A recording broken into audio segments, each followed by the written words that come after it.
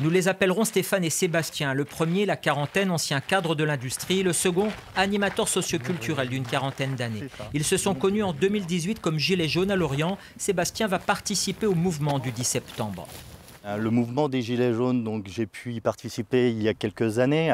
Donc cette mise en place, ce soulèvement, il me semblait bon aujourd'hui, en sachant et en voyant surtout la situation n'étant en aucunement rétablie, que cela perdure et persiste. Et cela nous amène aujourd'hui dans une situation telle qu'on la connaît et qui devient de plus en plus difficile et critique.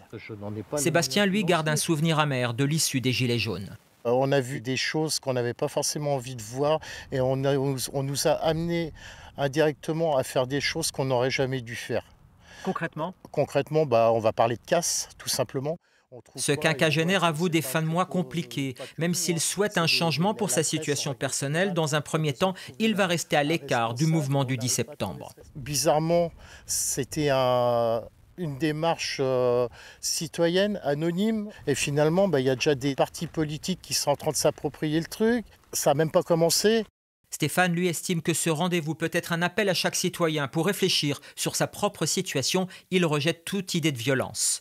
Ce 10, pour moi, serait peut-être le moment que les gens prennent du temps pour eux, peut-être à réfléchir, à se poser les questions dans la situation dans laquelle individuellement elles sont et si elles veulent continuer à y rester ou peut-être devenir des acteurs d'un changement futur.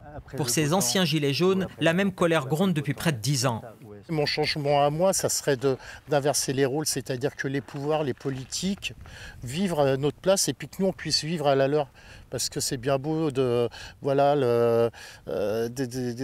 ces gens sont hors connexion, sont pas du tout connectés au peuple. Désormais, chaque samedi matin, les participants au mouvement lancé le 10 septembre se retrouveront sur ce rond-point de Lorient, déjà bloqué en 2018 par les Gilets jaunes.